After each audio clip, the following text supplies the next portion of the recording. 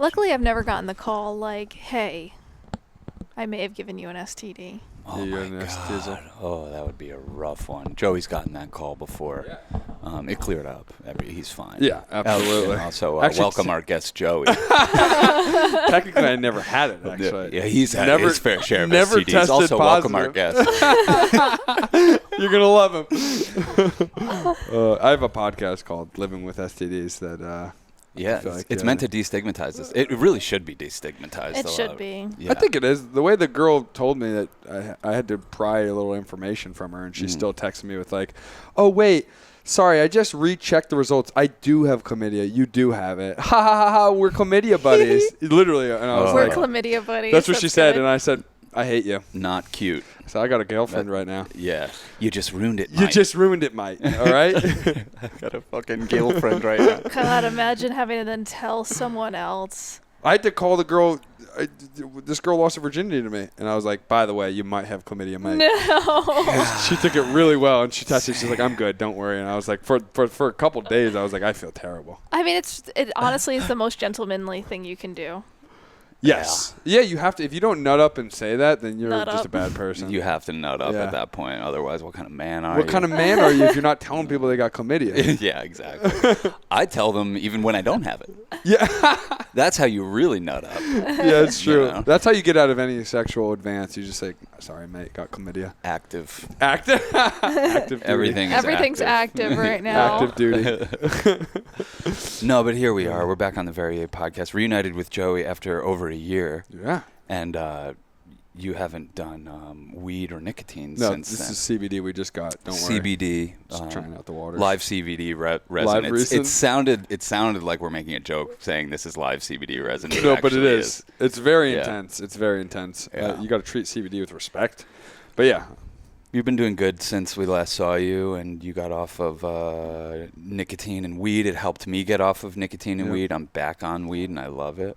We're both on a lot of other drugs. Yeah, for sure. I mean, it's vacation for me right now. Yeah. I've actually lived a pretty lame and sober existence for quite some time now, other than some CBD, occasional kratom. Some CBDs, some STDs. Some STDs, some CBDs, occasionally overdosing on kratom on a first date, but... Ooh.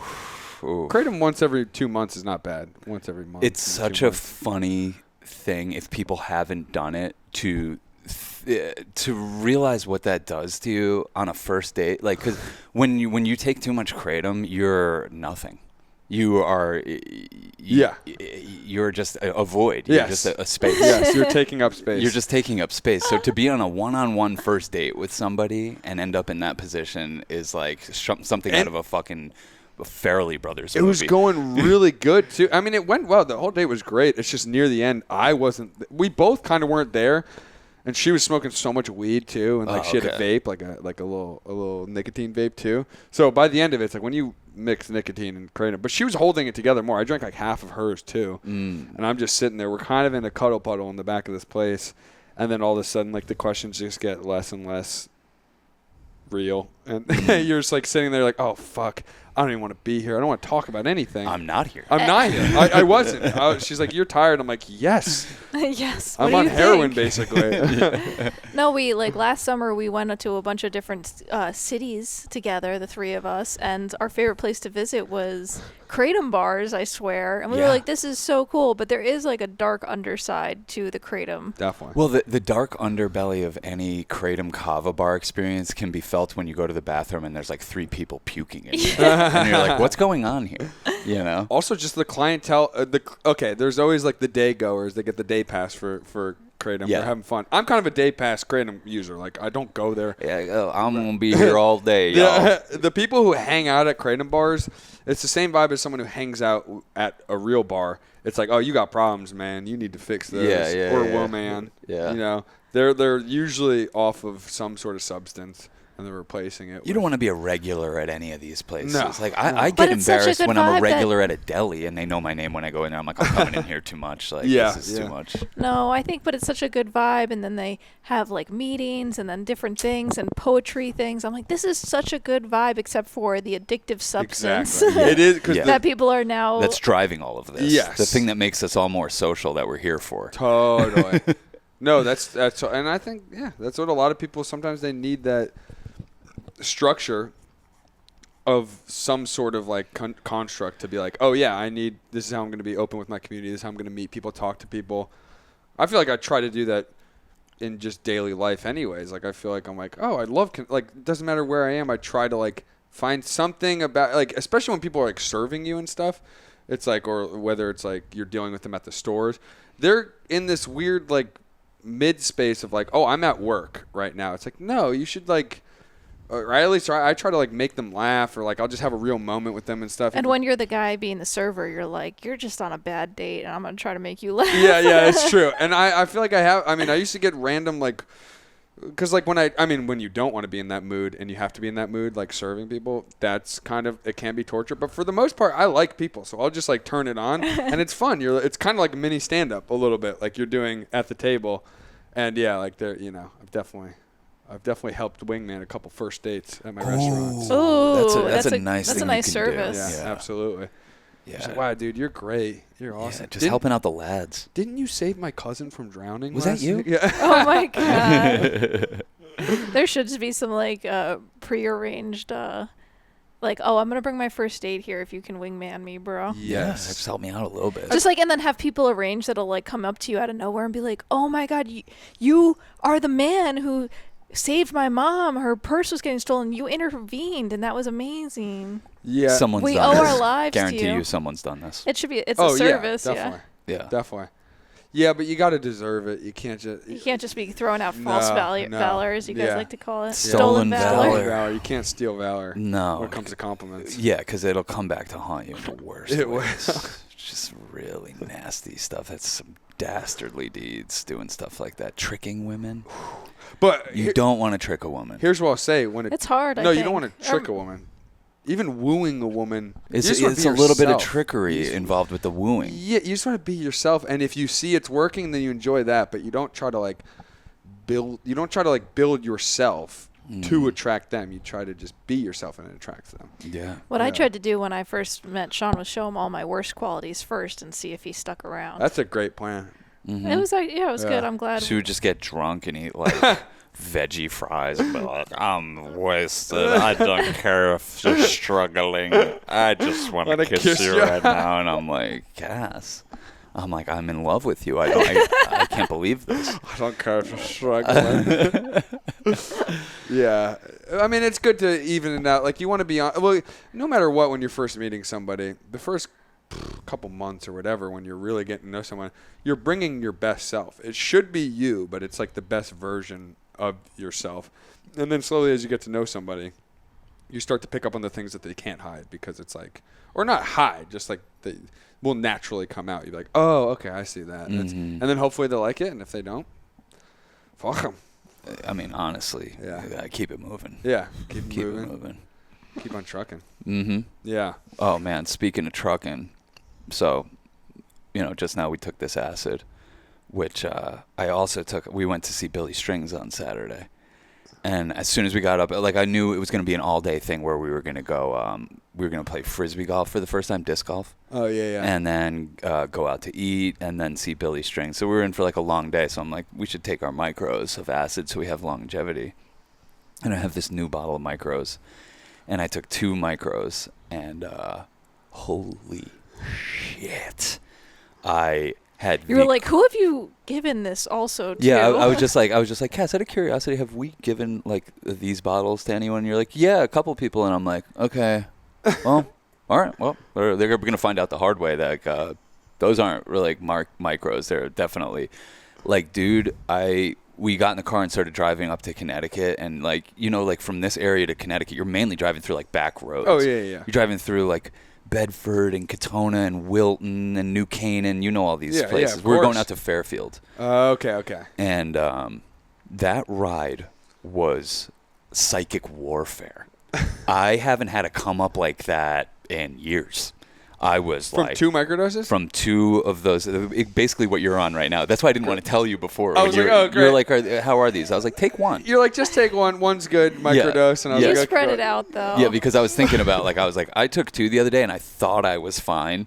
until we're like on this ride, and I'm like, I can't let Cass know. I got to play it off You legit. did play it off legit. Well, the thing that was my dead giveaway is like I was becoming so clammy and sweaty and like that I had to keep like putting my hands over the AC and like cooling myself down a little bit like that, and like doing the intentional breathing like I'm not going to shit myself right now. I'm not on the verge of puking. No. I'm not going to dry heave. All my bowels like to stay inside my body. It's really it's kind not of negative. You got to say positive affirmations. Yes, exactly. My bowels want to remain intact. Please, sir. And yeah, just like doing that, like I need to manually breathe right now to not dry heave, because if I dry heave, I'm gonna puke. And like I'm just literally driving through neighborhoods at 35 miles an hour for an hour and a half of this. And you're white knuckling. Oh, I know, wow. yeah. And it's weird. It's not like you were a bad driver. No, it's not it didn't like affect my driving. No. I was actually probably a better driver. Yeah. I was like going the speed limit exactly. Yes, I was like, I'm not fucking around back here or whatever. And yeah, by the time we got up there, like literally we got up and like I got out of the car and I felt 1,000 times better. I just had like a rough hour and a half long come up that I probably just needed to be outside or be moving around or whatever. And I was stuck in a car with responsibility. And I will just say, do not operate heavy machinery. Yeah. No, it will. And if you're going to, like, this is where Grateful Dead music really comes in handy. It saved my life. Like being like, I'm just gonna listen to Boys Jam. Yeah. I don't know how long this song is. It's probably 20 minutes. Just listen to the song and listen to your breath. And it helped me get there. Because, like, I don't even know what was going to happen.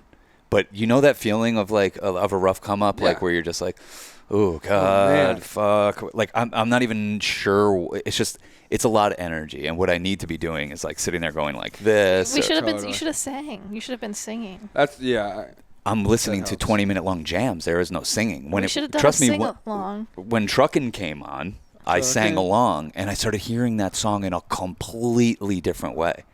Like, pick a place and just keep trucking.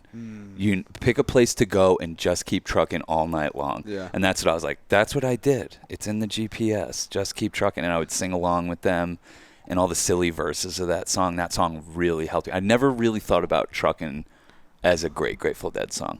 Sorry. Well, I know people love it's that their one. most like notable. That's probably one. their most popular song. It's one of their biggest but I never songs. really thought about it that much, and I had my moment with Truckin' of all songs where I was just like, oh, this is an all-time classic song. Yeah. This is like an important song for freaks like myself who do shit like this.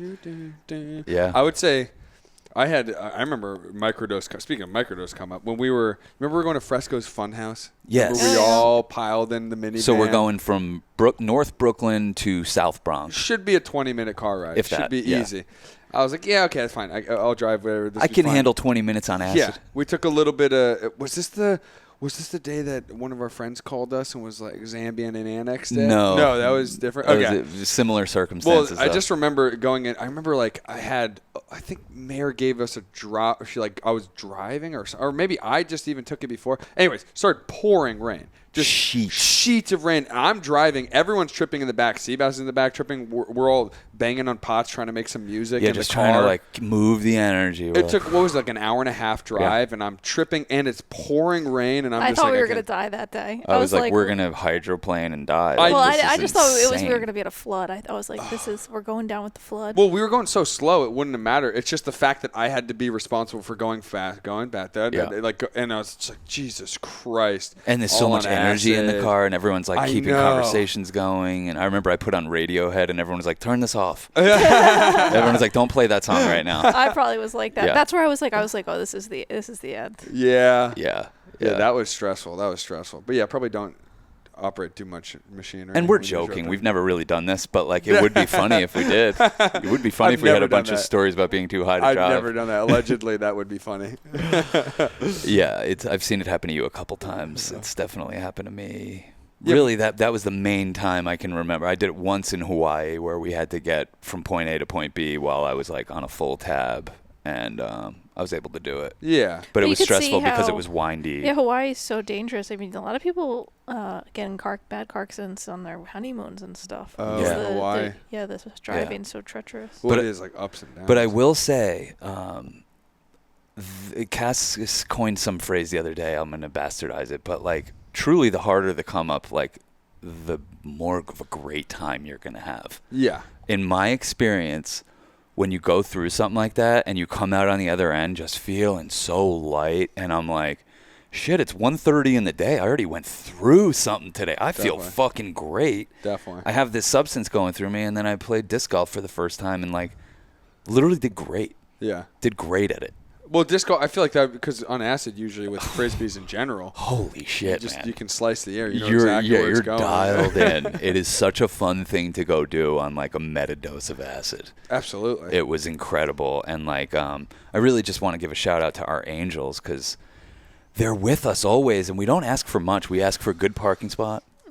From time to time, that's not we bad. ask for decent weather. Yep. And good vibes, just like good vibes. And we'll do the rest. Yeah. And goddamn, do these angels provide in abundance. Like we pull up to the concert like right as it's about to start and just get a free parking spot on the street. It's like nice. Literally a person's like we see a guy walking in his car. We're like, "Are you leaving?" He's like, "Yeah." I was like, "You're one of my angels, by the way." Got in his car. He drove away. I pulled right in his spot, like literally like the best parking spot you could have for this venue that holds like 10,000 people. And it's like chaos there. And $40 for parking in this lot, like that kind of shit. Just pulled in, perfect spot, waltzed in there, buzzing, feeling fucking great. Billy Strings, absolutely ripped. He is a generational talent that probably, if you can go to one of his shows, there's more transcendent moments per square foot in his fucking show than probably any concert I've been to. Wow. Truly, you're in a trance the whole time. If you really wanted to go and just get taken away and swept up by long fucking bluegrass jams, there's nothing like it. He's fucking incredible. Shout out to Billy Strings. He's a big guy. He's huge. Yeah. Huge. He's doing it right. It's killer. I'm really glad we went to the show. But yeah, I fucking thanks the angels. Yeah. Yeah. I think the angels. I thanks the angels. But it was such a rough one that I was like, didn't even want to tell you this story because like, I knew you wanted to take some acid. Yeah, I just took I took a little extra. I was walking right before we got here, and I was like just singing on the trail, just like walking. I was like, oh, maybe that microdose was a little strong. And I thought, I was like, nah, not really. No, I'm fine. And like, I'm like, was that a bug or me tripping? Yeah. Yeah. It can be like that, you know. Oh my gosh. I like that better before thinking, oh, maybe this microdose is stronger than now when I'm like, oh wait, how strong is this now? Yeah. I'm like, oh shit, and I'm like, you gotta just see. We have different approaches. Cass likes the, hey, I'm gonna put all my fears and potential bad things out on the table before you take this substance. I'm like, let them have their own fucking trip. Like they'll figure it out. But like Cass likes warning people because she likes to be warned. Yeah. No, I like a good I warning. like not knowing. I like not telling people because I like not knowing. I like the surprise of like, okay, cool. This is a safe dose. Cool. It's clean, tested stuff. Safe dose. Totally. I'll take it. I'll figure out what it's all about. I like the surprise. Totally. I like the mid. I like it reverse. I'm like, well, no, up front, be like, yeah, maybe it's a little thing, but it's easier almost if you don't know, because then you're on the ride. You're just like, all right. It's kind of why I didn't want to tell you. I was like, it's gonna be so funny seeing Joey on two of these right now because he hasn't done anything like this in a while. Was anyone breathing loud, or is that just? It's great, like because you took it and then Cass was like, so are we doing a podcast? And you're like, yeah, I guess, cool, yeah, let's go for a walk. I'm walking and singing to myself, and I was like, I don't really sing enough, you know? Oh my god, that's so funny. Yeah, but yeah, I do like. Well, it's so funny. It's like I'm kind of on the vacation mode right now where I'm like, I come up and it's like, yeah, sort of I feel like when you take the drugs and stuff, it's like it should be reserved for I'm just going to like trust the angels. I feel like a lot of people don't trust like, oh, I'm in the right place at the right time all the time. And just act accordingly or try to. I'm in the right place at the right time all the time. Yes. Is to me how you conjure kind of what I've been thinking of as like cheat code mode. Yes. I'm in the right place at the right time all the time. Yeah. And if it feels like you're not, that's your ego. Totally. That's your judging brain. It's so funny because I've like literally for the past 2 days I've felt like I'm one step behind everything and I'm having to be like impossible. Yeah. But it feels like it because I'm like, ugh. But you're one step away from cheat code mode. And what cheat code mode feels like is like what we're saying. You pull up to the concert. There's a guy that's like, I was holding your spot for you. Yeah. And you're like, oh, cool. You're like, oh, great, cool. Yeah. Like, fucking, you don't get searched going into the concert. You don't get anything. I got Cass searched. I'm so upset. I was so upset that he had taken my bars and stuff. Your Xanax bars? My hemp Cass had a bars. couple Xanny But then I bars. looked at what else I had in there that he Didn't take, and I was like, honestly, I need to shut up and be grateful because I told you that right away. I was like, Cass, I had a hard time, though. just smuggled so much shit in here. Who cares? He got $6 worth of hemp bars. Like, who cares? Let's just thank the angels. I don't want them to think we're bitter about this. You know, he was tough. he was tough. Why do you not let your hemp bars in? Because I want you to spend money on food in there. Oh, the whole pot, everything that they had confiscated from people was food. Like food and water, no. No water. They basically are like, when you go to an airport or anywhere, like, do not, well, you can bring food to an airport, but like, do not bring water. We don't want you to bring water. Well, one of my, I have a little mint spray bottle, and it's a glass bottle. He's like, no glass inside. I'm like, this is plastic. Yeah. And I mean, it's a glass bottle, and he like started hitting it. I'm like, it's plastic. Yeah. I'm like, it's plastic. Did he believe you?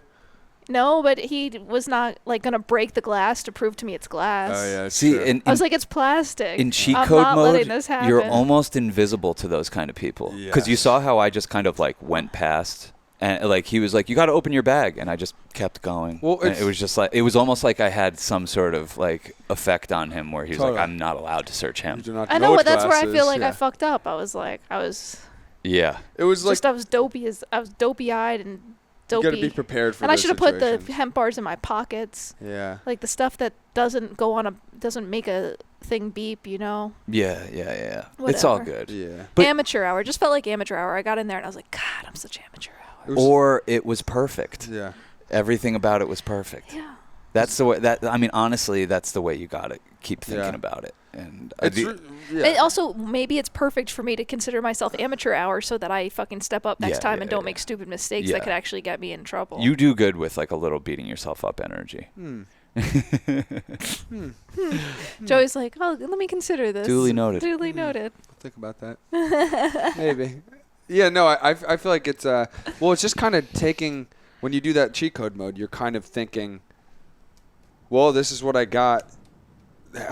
What's presented and how can I go forward? It goes more into like logical brain almost, but it's like trust. You have to like trust yourself. Like it's like when we were going into the Wook concert when I was filming. Yes. The Fish concert. I mean. Yeah. And it's like, okay, well, these people aren't going to let a camera through. And I was like, cool, where's the black guy? Oh, cool, he's right there. He's not going to give a shit. He didn't even see it. No. He didn't care. He didn't give a fuck. It was like, oh, the fat white lady, of course she's going to care about this. And I was like, oh, cool, I'm just going to maybe just walk over here. But I wasn't like, oh, fuck, we're not getting in now. Like, there's a move. I was like that. The move is like, okay, I'm going to go put it back in my car. And then you just go walk up to someone else who doesn't seem to give a shit. Well, yeah. But it just feels good when you like cheat code a system that you know is like, that's so stupid. Like, we made that movie in cheat code mode. Yeah. That's how it feels like Wild Magic's been too. Pretty much, if I think about any of the movies, they felt like that, where it's trippy, where afterwards we'll be like, do you even remember making American Juggalo 2? Yeah. Or did a series of things just start happening? Yeah. Like, we planned for none of that. It was just like, hey, we're here. And everything just started happening. And it was like, everything that was happening was like, oh my God, this is fucking awesome. And it was like, I really think, I mean, look, this is all I'm going to keep telling myself is like, it's because I have perfect faith in certain things. And it's our filmmaking ability. It's the magic of filmmaking. It's that the whole process is imbued with wanting to connect people. So the angels, I think, like that. And they start rewarding it. And, you know, I just think you can enable cheat code by start acknowledging some of these things and start acknowledging it out loud. And basically by acknowledging it out loud, you're kind of saying, hey, there's a magical layer to life. I know it might be a little uncouth, but I'm going to speak to it. I know it might sound a little woo-woo, but I'm going to speak to it. But the more people that speak to it, the more people that can become attuned to like, oh, wait, there's a whole nother reality kind of like lying dormant around me that I'm not paying attention to. A little acid helps you tap into that for sure, but like speaking gratitude and speaking intentions and speaking the names of your angels and honoring them is how you stay in it with on the natch. That's how I think kind of you can conjure and stay in cheat code mode. Yeah, absolutely. It's just trusting. You have to it is outside of yourself, but you just have to trust yourself too. Like what you bring to a situation. Like I have all the tools. I'm prepared. You just have to not think too much in the future, too much in the past. What am I doing? What did I do? Should I do this? It's just more try to be. It comes back to just trying to be in the moment, which is the most memorable and best parts of life. You're like a minute when you're in the moment is way elongated compared to a minute when you're like, oh shit, I've got a minute to fucking take this. I have a minute left on this test, or a minute left. Just being in the moment. It's just trusting yourself and being in the moment that's the most room for growth, because you're actually able to see the things that connect in the world or in the room or. That's a way to slow down time. Yes. It's slow it way down. And conscious awareness and attention is something. It's probably the main superpower we all possess, because whatever human consciousness and attention is focused on will grow. And for a lot of people, that can be your problems. That can be your shitty inner story about yourself. Totally. Or it can be a career in making documentaries. I've put my conscious attention on it, and that garden has just grown. And I put my conscious attention on growing a great relationship with Cass, and it's just it blossoms. It's just very interesting how we can just kind of end up pointing that wherever without even being that conscious of it.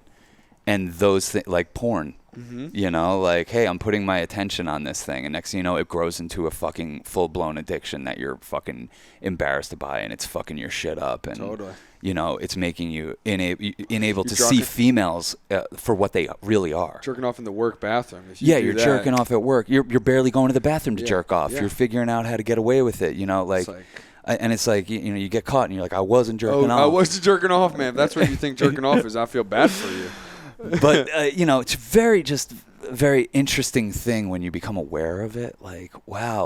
Our attention and the way we pay attention to certain thought forms. Yeah.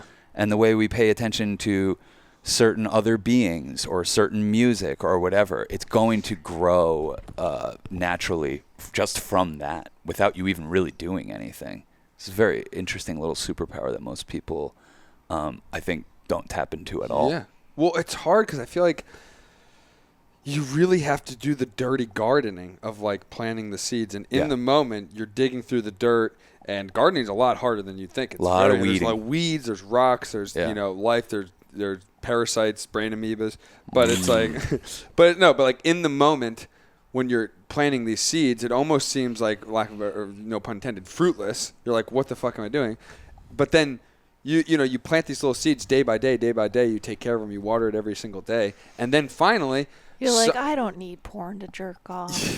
I don't know how this gardening thing relates to porn, but yes, it does. If you're gardening in the bathroom late at night, no, it's like if you're jerking off, you're not taking care of the garden, you're not going to be able to appreciate the fruits of labor that after a year's time is a long, even 3 months time of watering a certain seed, you're going to have extreme growth. It's great. You're going to have something that bears, a good experience, bears fruit or whatnot. Well, that's why you being off drugs all this time, it's like you're completely transformed. Yeah. And in so many ways. And you're 20 pounds heavier. Yeah, exactly. Great. Pure muscle. Pure 100% Australian muscle. I think you are your full body became a little more.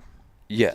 Obviously. You're barely an ectomorph. No, I'm trying to get out of the ectomorph. I'm trying to get into the meso realm. No, but it really once you start putting on muscle, you just can't stop. No. I'm going to be like Arnold Schwarzenegger.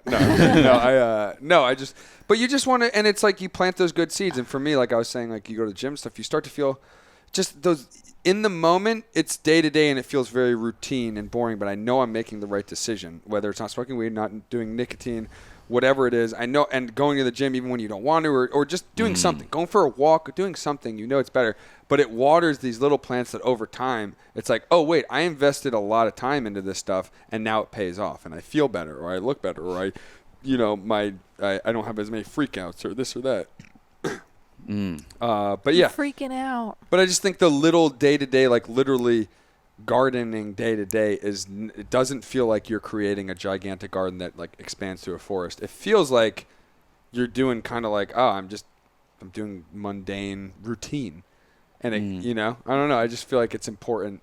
And same thing with day-to-day. The watering could be in the moment. You feel the watering is like I need to be completely present and see, try to see how this, relates and go into cheat code mode. Mm-hmm. Yeah. Mm-hmm. And sometimes it could be a little uncomfortable, of course. Absolutely. You know how it is. And also because it feels like feels like you almost have no impact on life. That's why you have to trust life and the angels and all this stuff. You have to trust the moment and yourself because it feels like life's happening to you. Yes, exactly. Almost all you're like, oh, of course, like my arm was bothering me for the past week or something. I stretched some muscle and all I could think about was that. I was like, oh my God, I can't stop thinking. Can't believe life did this. I can't believe it. And then the second I have something to distract me from it, I wasn't thinking about it at all, and it's not affecting me at all. But it's hard to just for a second be like, oh, don't even focus on that. Yeah. You have so many other things in front of you. Mm-hmm. That's why to me, the most realized beings, or the people that I think of as the most realized beings, are just less reactionary. They're chill. Yeah. They're just in the face of anything, they're just a little less reactionary. And, I think that's kind of if you can give yourself that layer, that one layer, life becomes a little bit more easy, and just training yourself to become a little bit less reactionary. And this too.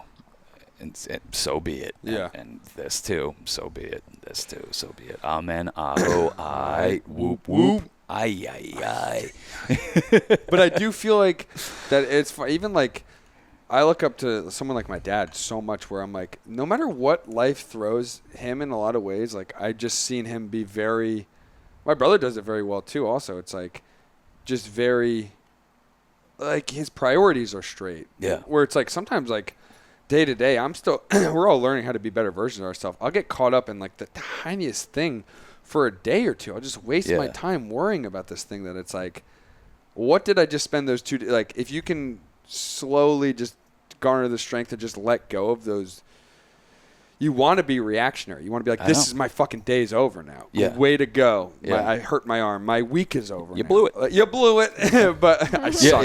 Yeah, I suck. The opposite of cheat code mode is you blew it. You blew it. Oh, yeah. Great, Sean. You did it again. Cool. You blew it. it. You're a fucking asshole. Everyone hates you. Great. Yep. There it goes. We saw it happen last night on Kill Tony. The guy that was I fucking suck. Halfway through his head. Yeah. Halfway through but his he did set. blow it. No, well, he did, blew but it you because rarely ever see someone do that though, where they start their inner monologue becomes the outer monologue. Yes. He's telling jokes. They're landing flat, but he starts just saying, "I suck. I suck," and it's the only thing he could say. Totally. I'm sorry. I suck. I blew it. You could see it. 30 seconds, he was doing fine, and then he just for the next 30 seconds just was It wasn't his inner monologue; it was the audience's inner yes, monologue. He tapped into it. Yes, he started becoming a channel. Sorry, I suck. Sorry, I suck. He became an antenna for the audience. Yeah, I suck. He's saying everything they're all thinking. Well, it's because again, he wasn't. I mean, it's one of the ultimate examples. That's why stand-up's so addicting. Is you have to be in the moment and roll with what it is, no matter how bad or good it is. You just have to be in the moment and appreciate a bomb. You should. Oh yeah. If you don't, it's gonna happen again. Mm-hmm. Appreciate the glorious sets too, because they feel good, but you just know how. I actually even had to learn how to do really well as learn how to do really bad. When you're doing really well, I've literally one time it was one of the first times I did very well. The audience just liked me, and halfway through I was like, oh my God, anything I'm saying is landing. Yeah. I can't believe this is working.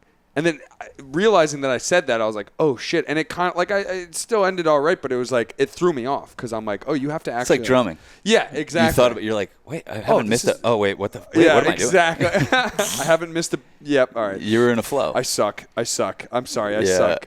No. But yeah, you have to just try to stay in that present. Well, it's been interesting, for me doing this for so long, because, pretty quickly I learned how to take criticism. Because I'm like, okay, that's par for the course in this. Yeah. In the game I'm in, people make films to be criticized. They're going to be criticized. They're, whatever. Kind of learned how to handle that pretty quick. The compliments I still don't know how to handle. I know, right? I was just talking to you about this yesterday. When somebody's like, hey, man, even when they're very, very chill about it, it's just like, hey, man, it just means a lot to me that, you did this podcast for so long or whatever. I'm just like, you blew it. I don't know how to. I don't know what to say. Like, I just don't do good with that. Yeah. And I think it's kind of what keeps us, if we're in any way prolific or consistent, it's because of that. It's like I don't want to pop my head up and rest on my laurels in any way. Totally. I just want to, like, how do we keep our heads down and just keep doing it and keep doing it and keep doing it? Because I really don't want to hear any of the criticisms or the compliments. No. Like, so but I actually weirdly can handle the criticisms more. Yes. Because I think it's like a little bit more of a reflection of what I might think of myself. I was going to say, Yeah. I'm already, like, the criticisms I've already said to myself 20-fold. So it's like when someone says it, I'm like, you suck at this. I'm way better at calling myself an asshole. Like, but yeah, the compliments can get weird. It feels good to get a genuine compliment from somebody. That it feels good when somebody's like, but they're not, because you can just tell they're like, hey, like my friend, shout out Jeremy, my friend Zach just got married. His brother, he made a speech that was like I've been to hundreds of weddings for Mir for all these jobs I used to do, and like he made a speech that just, even in terms of I do stand up, which is public speaking, he was just very good. This kid doesn't public speak. He's just a normal kid, and he just really landed so well, and I was so genuinely impressed. I was just like, I had to tell him, like, dude, that is really hard to do, and like public speaking in general is hard. I try to do it for a living right now. Like that's hard, and you just spoke from the heart, which is even vulnerably. Like people were crying. It was like, and it's funny because Jeremy, you know him. Jeremy, he's like a lot more quiet. He's more reserved. And I wanted to tell him too. I was like, dude, take that same passion that you just had there and just apply it to your life. You can be fine. You're going to be so... And Jeremy is fine, but I think he is in like a trying to find himself era. But it was just, he genuinely impressed me. And that's like you want to give someone a compliment at that point, or you want to give someone a compliment that you really mean. If you're just giving like but you don't want to like force it onto them. No, well, I mean, it's like I said about the attention. You're basically paying him with attention. It's like I'm paying with attention, and I'm complimenting you. And you're helping water a garden maybe he doesn't even know. Yes. You know, like sometimes there's these like lost, dusted and encrusted parts of your soul, like these lost like islands. Relics like of the Lost Ark. Yeah, they're like in there, but like you don't. Maybe they've been lying dormant for generations in your DNA, but there's something like waiting for a moment to be awoken. Like, wait a second, I'm a public speaker. I was actually really good at that. That was easy for me. I've always wanted to. Yeah. And maybe that leads to the thing that, like, you were destined to do, your bloodline was destined to do for generations. Totally. But now it's being awoken because some other people are paying with attention. And they're watering in this garden that you didn't know about. Compliments are great and very necessary because I swear one negative thing, you need, like, 10 positive things to get rid of that one negative That's thing. how it works in our world. Yeah. Yeah, it's hard not to hold on. The negative stuff's louder, and and even your negative thoughts. You just like, that's the talk about needing to water and plant good seeds. It's like you have some rotten seeds in there. You need to just like drown out those weeds with beautiful flowers. Totally. That's it. Yeah. You got to lay them down, slack them, jack them. Mm-hmm. You can't just fucking sit back and expect with no discipline whatsoever that your thought forms are going to be perfect and not poisoned like everything else around you. Totally. Every fucking input has been poisoned. Our air, our water, our education, our fucking everything. Everything has just been poisoned. You don't think your thought forms are going to eventually fucking poison you if you don't have some discipline on how to train them and how to train them towards a more positive outlook?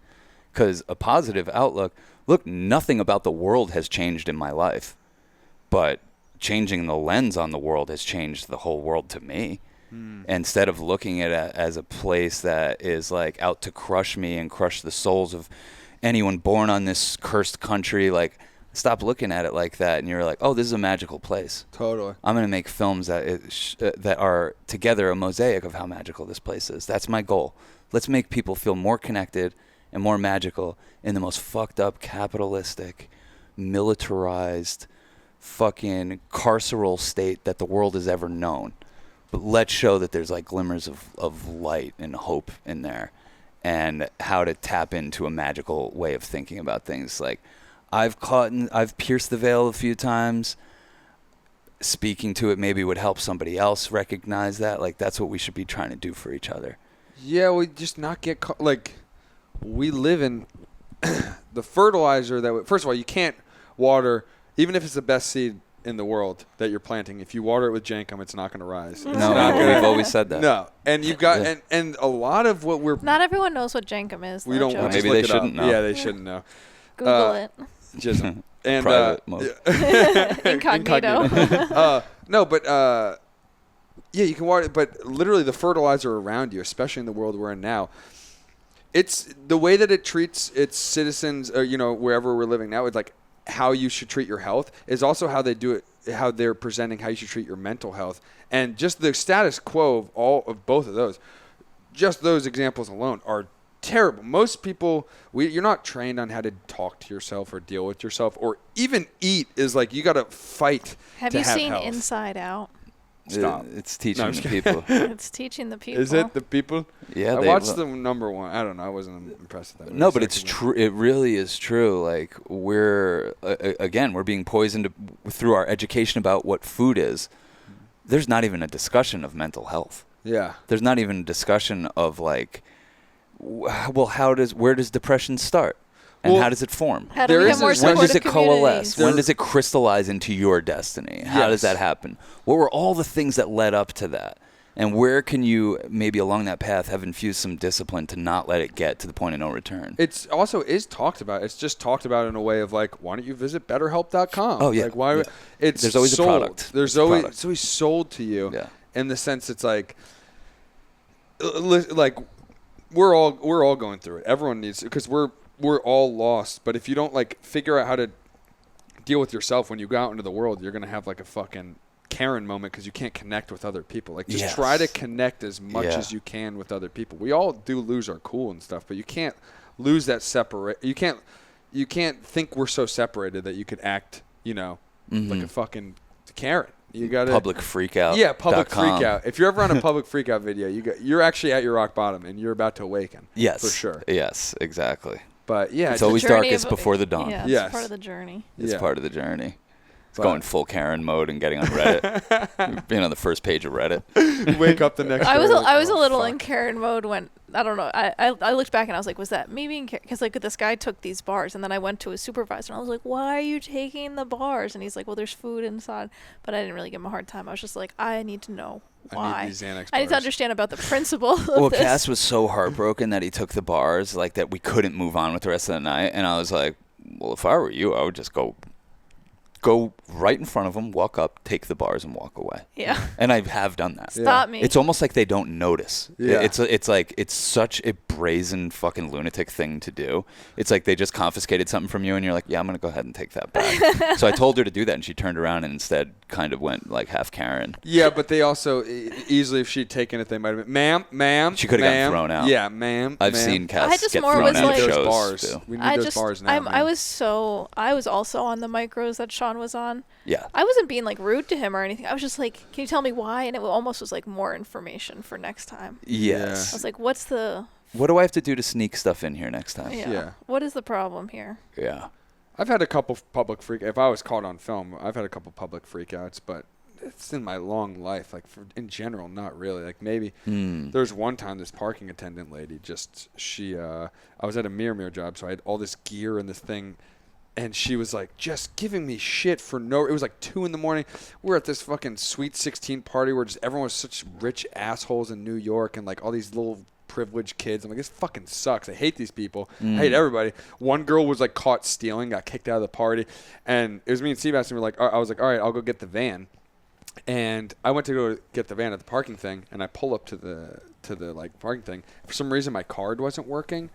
And she's like, I know damn well you don't have money. And I was like, what are you I was like, ma'am, no, it's fine. And she's like yelling at me, like, we can't do this. There's cars behind you. And she's like, I know you. And I said, bitch. And I looked at her. White bitch. I said, you bitch. No, she wasn't white. And I was just like, yeah. And I was like, bitch. And I just started, because she was being an asshole. I was being so polite and nice. I just like screamed at her, and which I felt terrible. This is like one of my only freak out moments. You're not proud. No, I'm not proud. But Calling then someone a bitch. yeah, I was like, but it did gather her attention and kind of knock her into her senses because I'm like, why are you giving? Like, she obviously it was leveled just the stressed. playing field a little bit. Yeah, she was stressed that there was people behind it, and literally I put the car in park because she's like, "There's people behind you, get your ass over there." And I was like, I'm not moving until you apologize. Oh, and you did it. Yes, and I put it in park, and she's like, yes, fucking move. And I was like, I'm not moving until you say sorry. That is like, oh my god! If I was her, that would talk about white privilege. And then she oh goes, my "This god, is Joey, you're an insane." asshole. and she's like, all right, I'm sorry, move. And I was like, okay. And then I Wow. like put it in reverse, and I moved back, and then I went to go get money. Like, I had to take out actual cash, and I was like, okay, cool. And I just paid her and left. Just played it off legit. She was being, I will. That was like such a rare moment. Oh my god! And I remember she did. I don't remember the full story, but I remember there was some moments where I was just being so nice, and she just pushed me a little bit too close to the limit. It was a little too late at night where I'm like, you're not gonna yell at me like this. It's a disrespect. It's a disrespect. It's like, I may not be autistic, but I sometimes am autistically have like a justice sensitivity. Yes. That's when I'll I talked about it on the podcast. If you haven't heard the episode, go back and find it. But like, I basically got accused of shoplifting. Oh. Falsely. I think you've I was just chilling. Cass was doing too much shopping in this hippie store, and I was like, I'm going out to the fucking car. And she's like, hey, can you take my sunglasses if you're going out to the car? I don't want to wear them in here. I was like, yeah, sure. I take her sunglasses, go out to the car. I'm just like fucking around on my phone in the car on Pornhub, you know. Like, on the hub. You know I ain't on the hub. On the hub. the true listeners know I ain't. He ain't on the I hub. ain't on He's the on hub. Hamster. No. No. I'm looking up Mets games That's and the shit. thing. I'm literally like looking up Mets statistics and stuff, and all of a sudden someone taps on my window, and it's like this 20-year-old girl that works in there, and she's like, I'm sorry, you stole those. And I'm like, what? She's like, the sunglasses. And I'm like, I stole these? And she's like, yeah, I'm going to need you to come back inside. I'm like, oh, okay. I'll come back inside with you. And it was like, I was like, you're inviting a wolf into the hen house right now, my lady. Like, you have no idea. I could have gotten the best discount if you had played it chill. I know. I couldn't play it chill, though. It was, my blood was boiling. She thought she was like, we caught you on camera. Like, you know, like, we got you. You did not come in with those sunglasses. And I was like, oh, these? Okay, cool. Yeah, I'll go inside with you. We'll do the whole thing. I'm going inside, and I'm like, by the way, I spend a lot of money in this place, which we do. I'm like, I'm never coming in here again. And we go inside, and I'm like, hey, Cass.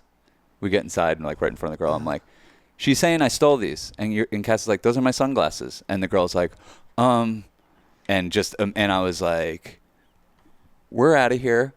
Cass had a pile of $300 worth of shit on the fucking counter we were about to buy. I was doing some shopping for gifts. Christmas shopping. I was doing some shit, Christmas like shopping. deep. Like, we were like, let's get all of our presents for babies and Christmases and everything. Sean really fucked me there. And I was just like, oh, actually we're not wanna buying any of this shit. We're out of here. We're never coming here again. And as a cherry on top, I was like, you guys should be ashamed of associating yourself with Jerry Garcia. You should be ashamed. Jerry would be rolling in his grave knowing you're fucking in here peddling his shit and accusing people of fucking stealing. You said I'm gonna have your badge. You said you're not gonna have a job by tomorrow. You ain't gonna have a steely to sell.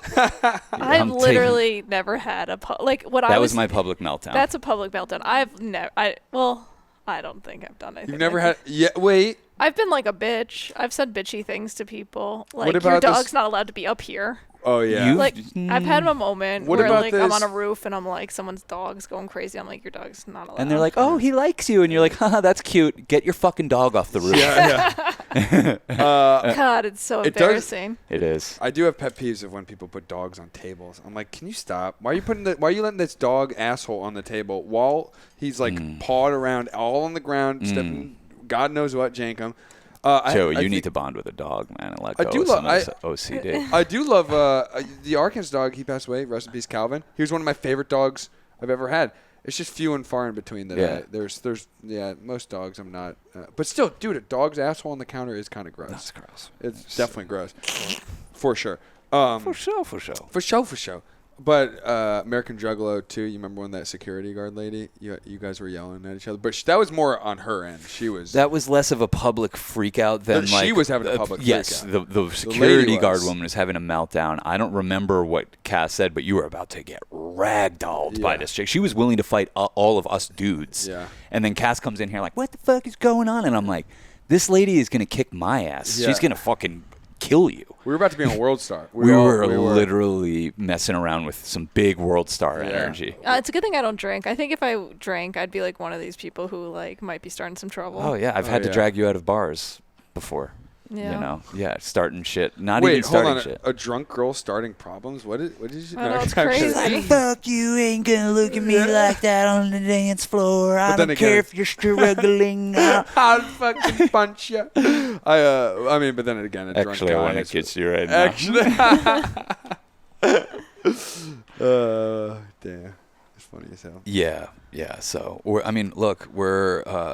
going crazy, peeking out on summer. Like we were at fucking karaoke Thursday night. We went to a punk show on Friday night, then Billy Strings on Saturday, and then we were over here having a wild night on Sunday. Like the train keeps it rolling. Totally. And it's a good thing. I think it's a positive thing for our life. And it'll feel nice when it slows down a little bit. Yeah. But I like that we're on like the.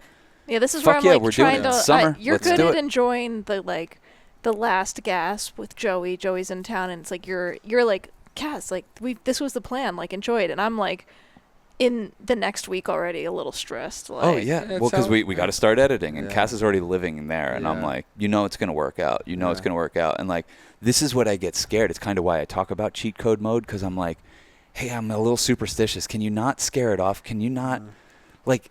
We haven't been like this with any of the other movies. Like, oh God, what's going to happen in the edit? I'm like, I just go in there and we edit it, and it's fine. I don't think about it too much. I'm very good at that part of it. And there's just been too much time of us sitting on this footage of like, what's going to happen? That Cass is like living, she's future tripping a little bit and pulling me into that energy. And I'm like, yo, but what do you mean? It's the last week of July. We always said this is what we're going to be doing. Joey's going to be in town. These are the days to go nuts. Like, not get worried about next week. Like, it's kind of like when we went skydiving and you wanted to have a panic attack on the thing up, and I'm like, I should be having a panic attack too. I'm just kicking the can on it and saying I'll panic when the door opens. Yeah. And then when the door opens, you don't care. Yeah, that's true. So it's kind of like that's how I'm treating really being scared about anything. We're talking about having a kid.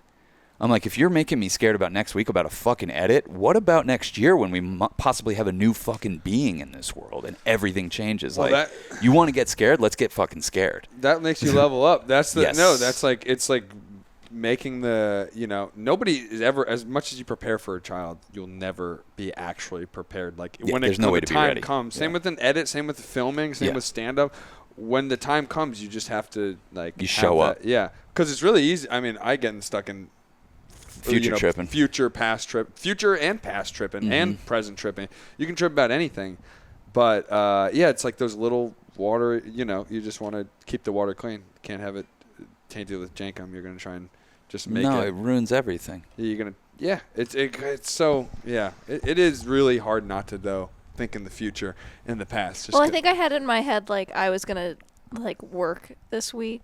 Uh-huh. And you kind of just have to let go of, like, your delusions. Totally. Of, like, oh, I'll be productive and party. Totally. How hard is that? It's not that hard. And then we'll take Molly, and the next day we'll start our edit. Yeah. We'll be totally fine. We'll just hit the ground running. And it's like, no, it doesn't work like that. We did it. We literally shaped our whole year. This isn't even like, oh, what are we going to do next week? Like, we knew in January that we were going to be taking Molly that day and that we were going to have this week to kind of recover and integrate. And then we were going to pick your mom up and go and start doing the whole thing. And that's going to be a fun chapter. We're not there yet. We're 2 days away from it, but we're not there yet. There's for me, I'm like, the door on the plane hasn't swung open. It's not time yet. Yeah. And inevitably when it does, I'm really good at that, So that's where I'm like, don't worry. Let's trust in. I got you, babe.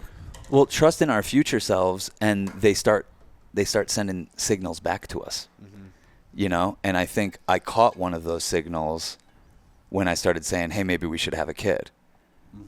Our future selves are so good and so taken care of and swimming in abundance that it would be so silly not to have a kid. And I feel like that's the message I got from our future self of like, chill out. The world is not falling apart. You guys are not in scarcity. You guys are rich. You're rich with friends. You're rich with network. You have. So he's taunting me with what's going to happen to my body. No, body's that's gonna it. change. No, I'm just Talk about the ripping and the tearing. The ripping and the the tearing. ripping and the tearing. Yeah. Who was just telling me they have a friend who had so one kid from the wedding, He had a baby 2 days before the wedding, and his wife was like, "Go ahead, go. This is your best friend. Go get married," which is really nice.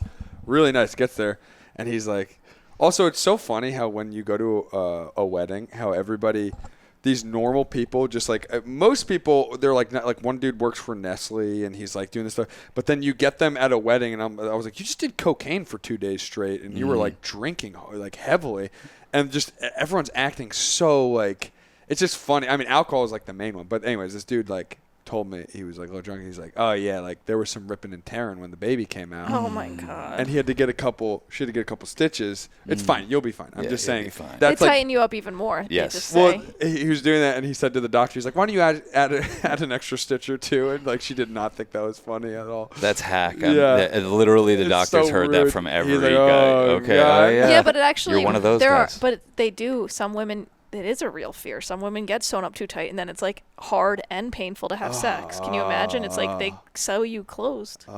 Ooh. Yeah. But I mean, I just have to remind Sean, I'm like, you really want this, right? Because I'm not, I'll do it, but you really want this, right? Oh, we'll still talk more about it, but like basically, like, if you're present and available, sometimes you will get a fucking strange, wild little signal, and you'll be like, what's that? Why am I thinking completely differently about life all of a sudden?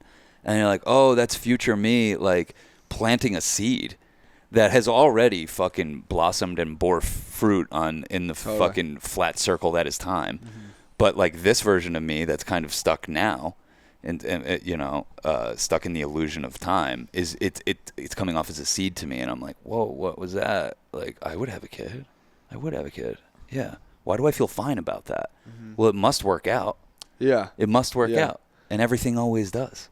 I think so. I think it really does if you look at it that way. Well, that's why like so many people around my age and everything, they're very like, they really want. I mean, I know women have a biological clock, so it's different. But even men around me, like a lot of dudes, like they're kind of like searching for that, like, okay, when am I going to have a kid? When is my life going to start? When am I going to move into a house and all this stuff? And I'm like, it's going to happen when, I don't know, for me, I just feel like, I'm like, well, I don't have that feeling right now. I mean, when I was younger, I really was like, I can't wait to be a dad. I'll probably be a dad by like 30, I'll probably be a dad. I can't wait to be one. I remember you saying this. And I'm like, oh, that'll be fun. And then I get here and I'm like, oh no, it's not time yet. Yeah. And I'm not that stressed about that. I'm like, it'll come whenever it's coming. Well, luckily as dudes, we can kind of wait for a long time. That's what I'm saying. It's definitely different biologically for women, But I think for a dude, there comes a time when it's just, if you're not going to have a kid, basically the spell you've cast on your life is like, swingers. I'm out for me.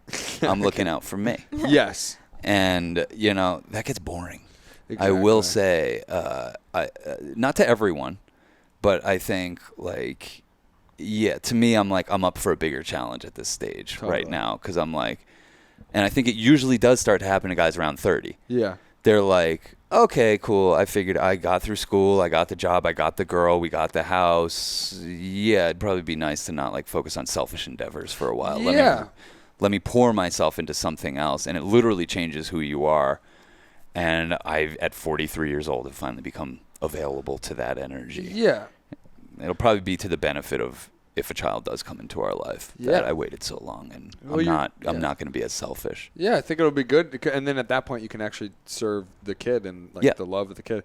Yeah, I mean it's pretty easy for me too because I never followed that path of like, okay, well now I got the girl, I got the house, I got the job, I got the thing. I'm like, I haven't been looking for that. That's not, I haven't found it. That's not for. There's no like, oh, I have the job. Like this is sick. This company's gonna take care of me. I got the girl sick. This girl's gonna be with me for the rest of my life. Like I don't want that right now. Yeah, well, you're on a whole different trajectory. Yeah, it'll come at some point. But. Yeah, and like, do you need to have a kid right now? No. If we do, though, you should. Oh, yeah. If we do, just fucking get the next chick you meet pregnant, and we'll raise these fuckers together. That would be nice. Don't make me be alone in this whole thing. No, I'll be a great uncle. That'll be great. No, Joey's one of those perfect people where it's like, we'll probably see Joey more if we had a kid because he's good around kids. Oh, yeah.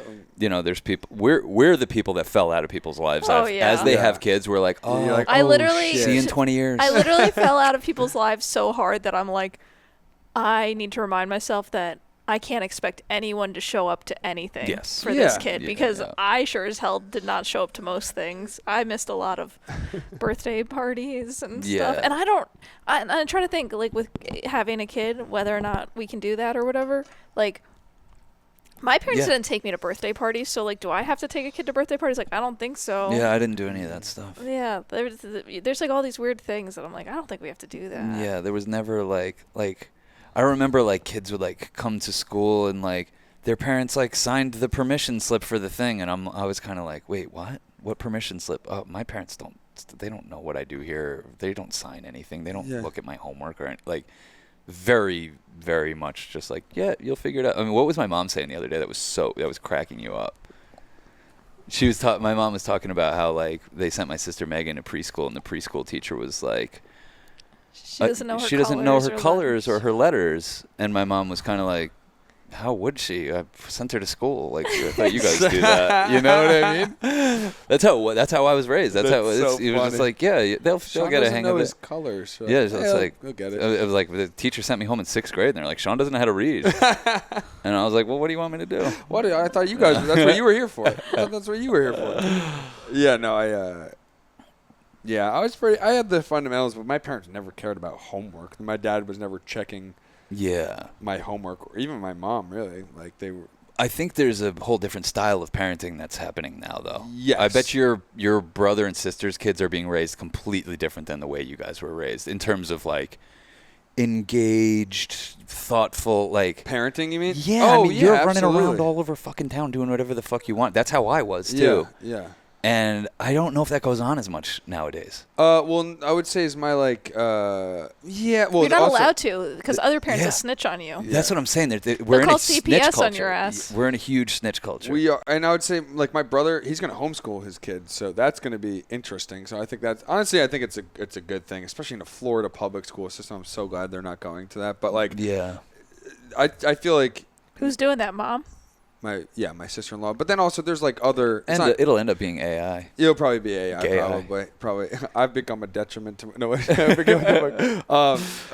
no, but I feel like... there'll be other parents, not just going to be like the mom home with the kids. Like, it's not as like... Sean's going to make me homeschool. I'm going to be like, no, bitch, you're homeschooling. AI.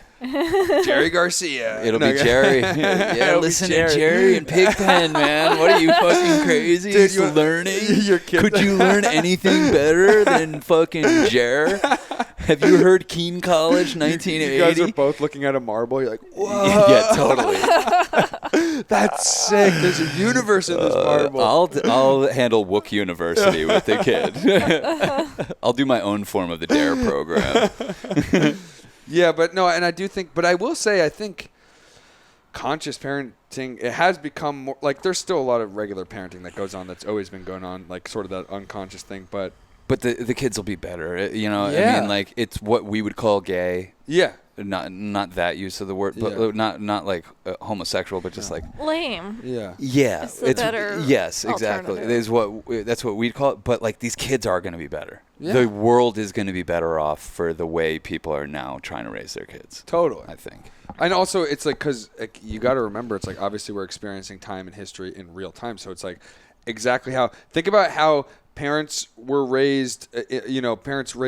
Treated their kids in the 50s compared to the 60s, and how much time that is. That same thing has happened since 90s or 80s, or whenever you're born.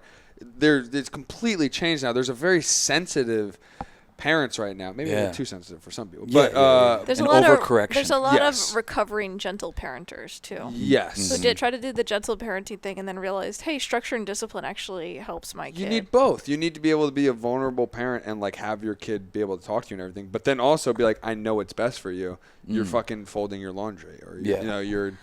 This all sounds so exhausting. No, it's not. You hit them. You hit them from time to time. You just smack them. It is a lost art. Yeah. Of your kid being a little physically threatened by you without crossing Sean, the line. I said, you better fucking be the kind of dad who lays down the law. Like, I'm not. We're not fucking around. We better have some kid that are scared of you. I knew a dad that used to just flex his claw like that at his kid. He'd be like, Jason.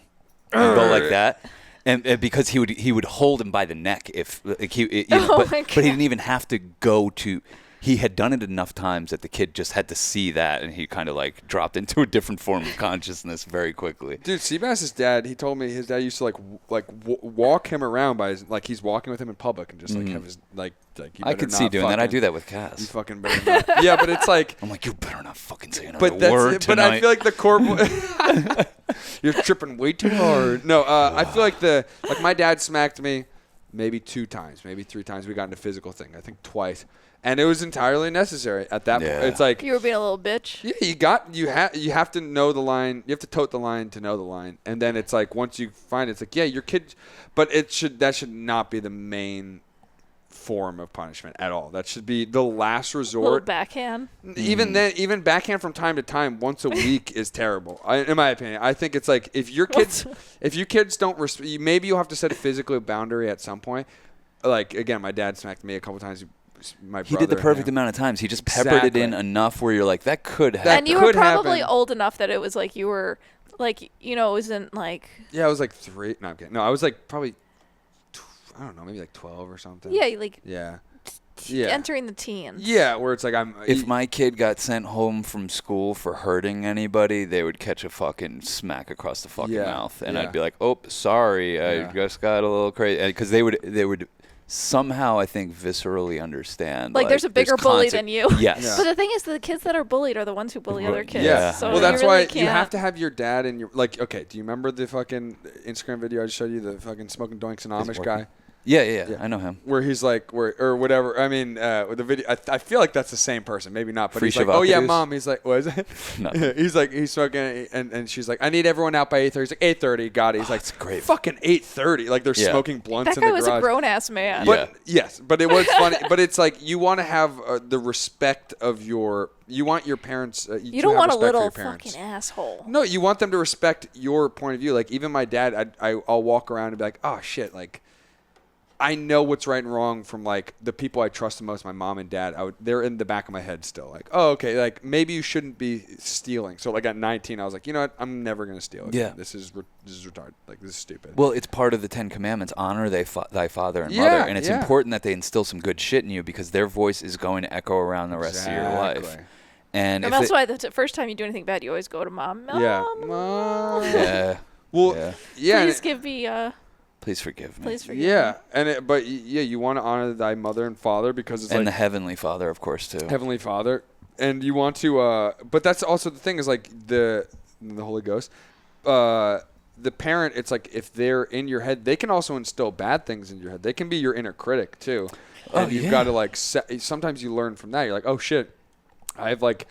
Because that's what part of parenting is as well. You're putting your subconscious mind into someone else. You just try not to screw your kids up. Well, like, but you're going to, regardless. Everyone. You really just try not to, right? Yeah, you try not to. The the DNA of Irish people carries the need to acknowledge doom and gloom probably more than necessary. I think that's part of our DNA technology, and it probably protected us at some point.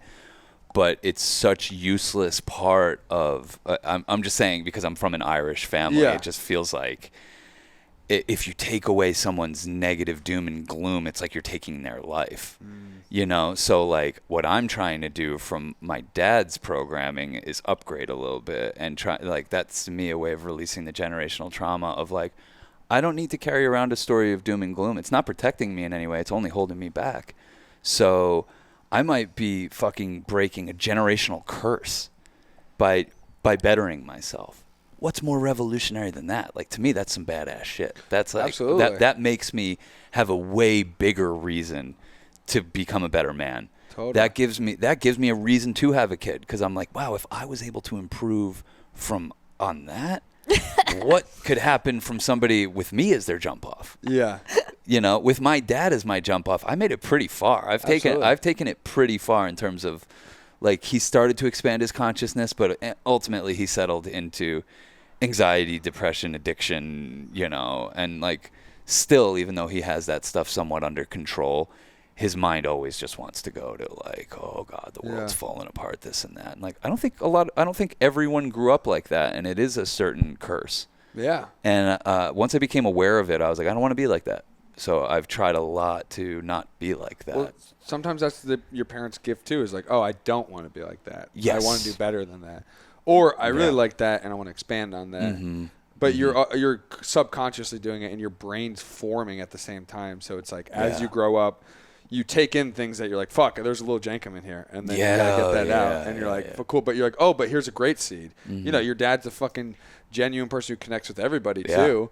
And it's like him being like that like that's inherent to my programming. So I can go make documentaries. Definitely. And, you know, like he was trying to be a professional photographer, but ended up having kids and had to quickly like change career paths to make money to provide for the kids. Totally. I picked up where he left off, and I'm able to do art professionally like he wanted to. Totally. And, you know, who knows what a kid that we would have would be able to do.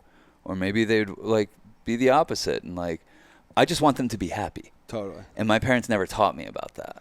You want them to be themselves. You know, I think they taught you more than most people. I mean, for you to even have the gusto to think you could like pursue art, that's because of you have parents who want you to be happy. I think you should take that back. I think your parents want you to be happy. Well, they didn't more than most parents. They actually had really good words for all of that stuff. Yeah. But in the day-to-day, it didn't feel like they were practicing what they preached. It felt very tense. It still does. You really have to hang around for a while in the atmosphere of my family to realize, like, we're not in a fight right now, actually. This is everyone getting along. This is just what the tone is. This is just how loud it gets. This is just how intense things are. So I just, when I say that, I was just kind of feeling like they didn't practice what they preach, but they did preach a lot about us, like, being happy. Yeah. And they it had like nothing be a to do with doctor, material. It had nothing to do with, you have to, you know, here's what would really impress us. What would impress them is us being happy. And I figured out a way to do that. And I think your parents were the same. Yeah, to their karmic detriment. You think so? Well, I was like, my mom and I used to get in fights, and I'm like, you wanted me to be like this. Yes. You tried to make me be an artist. This was your dream that I'd be an artist. You thinking I was going to be an artist but not a freak? Like, what do you... Yeah, exactly. Don't you know that's what comes with the territory? Yeah, don't you know? Yeah. Don't you know? Yeah, she would get upset. But it was so perfectly her karma. When you finally were becoming, like, the fully formed adult version of Cass... who also happened to eat pussy sometimes. Your mom was a little perturbed about some of the details of it, you know, and was like, what the fuck have I created? And it's like, no, this is exactly what you set me up for. And I'm an open-hearted person. Yeah, you sent me to hippie schools and hippie camps. And hippies aren't super possessive, it turns out, sometimes. Yeah. Yeah. I think they set you up right. And I feel like also as you, like, get older, you feel like you see, especially as you have a kid, this is what really I feel like changes people a lot, is you see that other people is just someone else's kid, or like, you know, they haven't always gotten the opportunity to like choose who they are. Yeah. And sometimes the parents didn't set them up for the best way. So it's like, okay, the woman who I screamed at, the security guard lady, like, she probably didn't have that good of a childhood. It's probably and you try to like, you know, you can trace it back where it's like, you can have compassion for everybody, that everybody's sort of just a kid learning how to deal with the fucking scary world that's in front of us, where we're all not like sort of unified. And it's like, they're all kids. Everyone here is a kid frozen in time at the moment that they lost their innocence. Yes. And for some people, like, you know, they have a charmed existence and they never lose their innocence. And for some people, the world comes crashing down at 4 years old and they have to grow up quick. And like, you're kind of always part of your personality is always going to be about protecting that version of you when the initial the traumatic event happened. Do you know when you lost your innocence?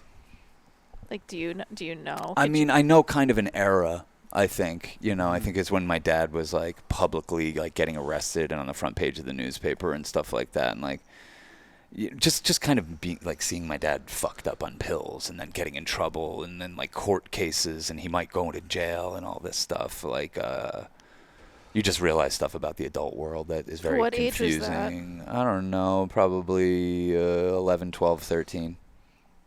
Well, that also kind of lines up with exactly when you're, especially as a dude, that's when you start to get kind of a little bit of responsibilities. Yeah. You're able to actually interact with the world in a, like, you know, let's say I'm going into high school, like 8th grade or 9th grade is when I really was like, all right, what am I going to do? I guess I'll just fuck around and do drugs with my friends. Like, that sounds awesome. And then I would get in trouble for doing that shit. And then my grades were awful. And, like, my parents never, ever cared about my grades, but they cared that I wasn't becoming a good human. Like, they could see the people I was hanging out with. Yeah. I wasn't hanging out with my childhood friends as much. I was hanging out with, like, these cooler kids. They could see I was, like, fucking my mom, like. You were fucking your mom? That was weird. That was weird. That is weird. It's totally not funny. You just drew the line. This podcast is over. No, my mom found one time, like, she, like, opened up my eyeglass case and there was, like, a fucking blunt and a Black and Mild and pills that my friends get. And I was just Joey, like. you broke her heart in that moment. She really, lost her innocence in that moment. God damn it, Joey. And I remember I was like, Mom. She's like, well, 3 of my 4 kids are great. Yeah. But honestly, I had a lot of, like, when I went down to Florida, that was a big moment for me to, like, grow up and be like, oh, like, the world is not as easy, like, as you think it is. Like, especially the school I went to in Florida was just like, dude, it was just, we had, like, the school shut down for warrant because there was, like, going to be a shooting, like a gang, like, fight thing. They were like, oh, there's going to be gunshots. We have to send everyone home early. Wow. And it was just like a shitty public Florida school. And it just, you know, it was like a smack, like, from your dad, basically. Like, oh, shit. You know what? I can't fuck around this hard. I'll still fuck around, but not that Well, hard. the thing about catching a smack from your dad is, like, life is going to dole those out. Yeah. You know what I mean? So if you catch a couple when you're young from a trusted source, as long as they don't overdo it. Yeah. I'm not saying I'm going to do this. I'm joking when I say I'm not going to do this because I'm not a violent person. No.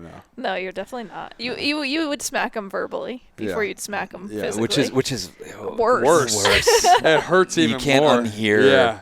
the fucking perfectly dialed in criticism your dad has of you. You know what I mean? That's why I think of the astrology when I'm like, okay, what month should we try to get pregnant? Because I'm trying to get someone who can handle your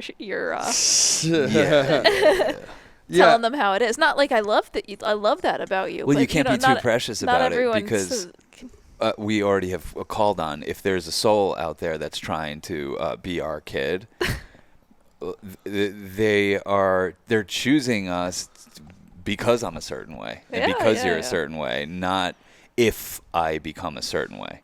And you know what I mean? It'll change. Honestly, I think the first time you say it to your kid and you register on your kid's face, like, that hurt him or her. Yeah. You'd be like, oh, I need to go to an Al-Anon meeting and start figuring out who I am. Yeah, no, like, literally, like, it changes you as a person, too, and it's going to change you as a person, too, where it's like, you think it's a simple thing. I ain't never going to change. I ain't never going to change. Never going to change. I ain't never going to change. No, I have, like, look, the other day you came over, and our boy Wes and Devin, we were all in the sauna. Pierce was here. Yeah, we were all in the sauna having a real boys' time, fucking talking some jive, and I was like, I don't want to be a mom. Well, Cass was genuinely like, I'm not going to get in on boys' time because she can creep in on boys' time now because we don't have a kid.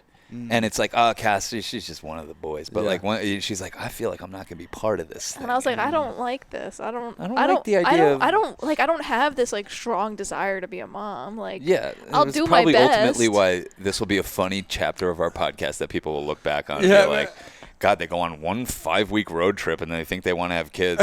Remember when they thought they wanted to have kids? Yeah. And a month later, they changed their mind. And in the meantime, I got pregnant because I thought, oh, that's okay. They're making it sound good. Now they're making it sound great. Fuck. Now I've got a kid who I smack once a week. Well, I'm just like, Sean and I do everything together. And I'm like, this better fucking remain because I want to hang out with you more than anyone or anything else. Like, I'm not the woman who's like, please give me a child so I can have this. I need purpose. I need give me this child and I will love it and hang out with it. I will love it and I will hang out with it, but you better be there too because I don't want to be alone. Yeah, well, you just love hanging out with me. Just admit it. I do admit it. Just admit it. You don't want to be alone with this child because you think I'm cool. Yeah. That's it. And you got to be hanging out with me. That's fine. Because you I don't want to just be left as like one. Like we go hanging out with our friends and they have a young child and it's like, oh, we're gonna go leave the mom. I'm like, I'm not hanging out with the mom. I'm not hanging out with the mom and the kid. I'm hanging out with the boys. Yeah. Well, you're never back with the moms. No. You're never part of the little cackling yentas doing their gossip. You're a bro. Yeah. A bro first. You are a bro first. So we better all stay bros. Yeah. Yeah. Oh, we'll stay bros for sure. It's so funny though how literally things just when a kid comes into the realm like. It's the attention ball of all attention balls. It's going to take up every single moment. That's what made me even start thinking in these contexts. It is the ultimate attention magnet. Totally. You're like, this thing needs your attention. Yeah, everyone's attention. It needs everyone around its attention. Yeah, I'm already tired. Well, you're going to be more tired. And oh, yeah. You're going to need acid. Sean just keeps being like, it's going to be okay. You're going to be great. Well, because that's what everyone's always told have the me. Baby. Sean's be like, why aren't you taking care of the baby? I'm like, I told you I wasn't equipped. Where's the baby? You're like, I left him outside. He's chilling. He's chilling. Oh, my God. No, I'm joking. You know I'd be a good mom. No, of course. Definitely. Yeah. Definitely. I think we both would want to be so good at it, and that's why we haven't done it. Because we haven't done it because we're like, we actually care about how this would. Oh, you treat it. You guys would probably treat it like a film where you're like, yes, okay, exactly. If we didn't care, we would have already done it. We've been reparenting people for 7 years. Yes. I mean, like, yes, yeah. So, but you guys took it. You usually take it in out the later years, like. Oh yeah, we like to adopt somebody when they're like 25. Yes, 20 to 25. And then we're like, God, the Saturn return is brutal. Yeah, totally. That's where Joey's at. Joey's about to turn 30 next week. I know. I met you guys when I was 21. Can you believe we've known Joey for his whole 20s? We knew you through your 20s. That's crazy. That's insane to me. It's been a long ride. I was there for, I wonder who was that one dude, the sports dude who you had on the podcast? Was that Scott Rogowski. Yeah, was that the second one? That was episode number 8. 8, okay. So I was there at the beginning. I remember that. Yeah. Yeah. He just hit me up the other day. Oh, wow. That's so funny. Yeah, I'm gonna have to find a new young boy to make me feel young, because now Joey's not gonna make me feel young anymore. No, I think I got a birth one. My back You're gonna yes. Yeah. Well, we'll see. Knock on wood. We'll see what happens. But it's so funny because when we met you, Joey, we were praying. We were not praying. We were like, we need friends, and we were like, I was going off of a period of thinking I would adopt. I was like, I could adopt a kid, but then I was like, but I don't want to adopt a kid that has to do the whole diapers thing. Like, let's skip that. And I was like, actually, I don't really like the toddler thing. Let's skip that. I don't want to teach it how to read. Puberty. No, that sounds annoying. Skip that. High school fights. No, let's skip that. College debt. No, fuck that. We need to adopt a 21-year-old who has no college debt. And then Joey showed up. Joey's like, I would love to intern for your company. I appreciate what you do. Thank you. We are all one, and we are all loving beings. Yeah. Thank you. Goodbye.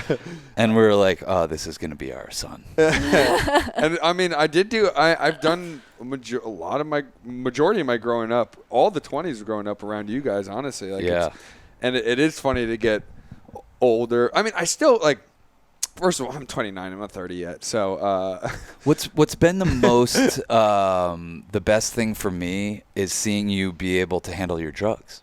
Oh, to go from a person who was like, I haven't done that many drugs to like being a person that like I don't worry about like when we smoke too much or like, okay, the acid came out or whatever. But like the first time we dosed Joey, I had a hard time. You know what's funny though? When we first met each other, I had done psychedelics and drugs more than you guys had. Oh yeah. I just I was probably like 21. You're like, I'm on the way out, you fucking literally, amateurs. I was like 6 we years were into just finding out about mushrooms. Yeah, I did mushrooms 5 years ago. I was like, I ate it between 2 Ruffles chips. Like, we went to Halloween Horror Nights, and I was like, but I forgot how to do math. And I had to give my money to somebody so they could pay for me.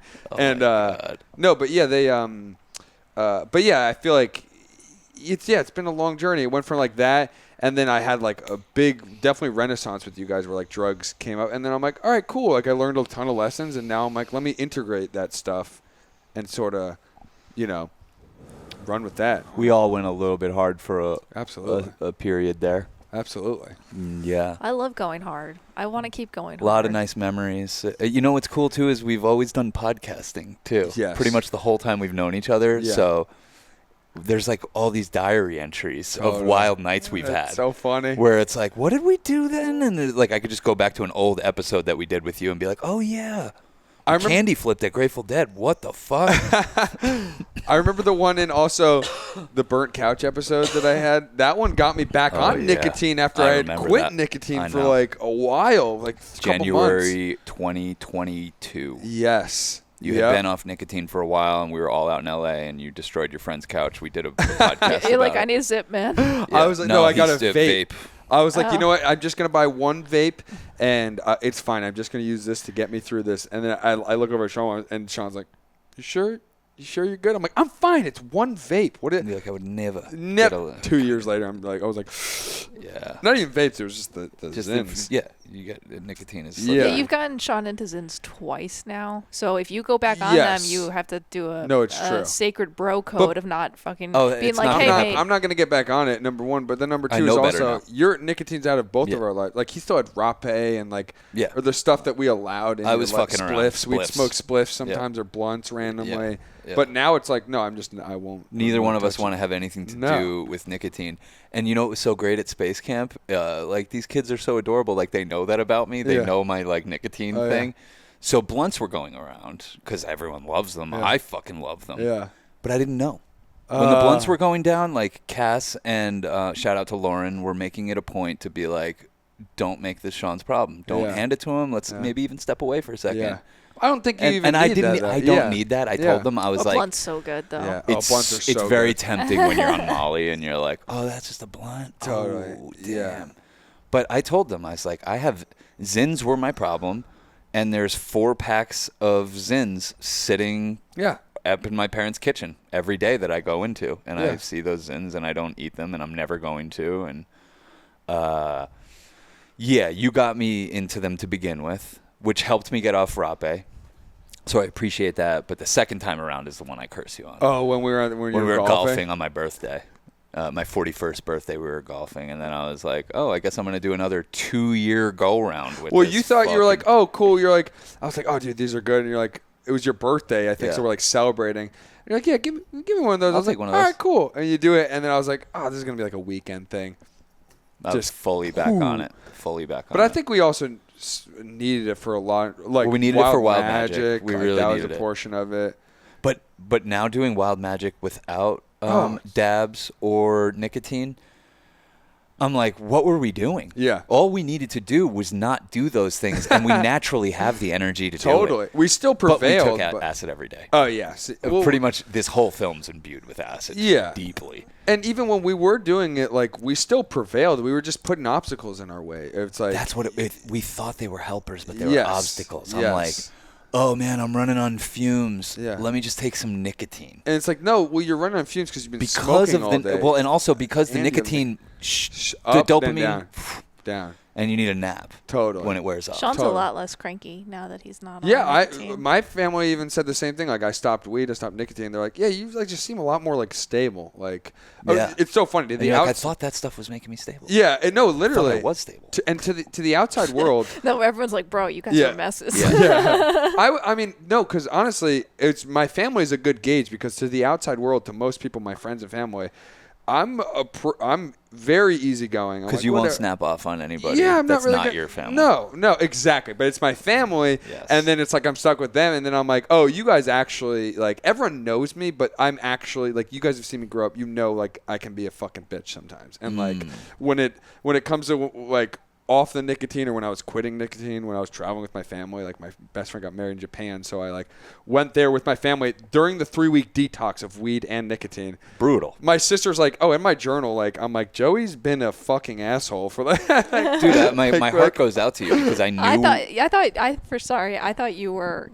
I thought you were like, oh, because when I talked to you, you were like, oh, when I'm around my family, I don't even need nicotine. You're like, I'm just so. Doesn't mean you're not going to go through withdrawals. Totally. Doesn't mean you're not going to be an asshole. Yeah. What were you going to say, Sean?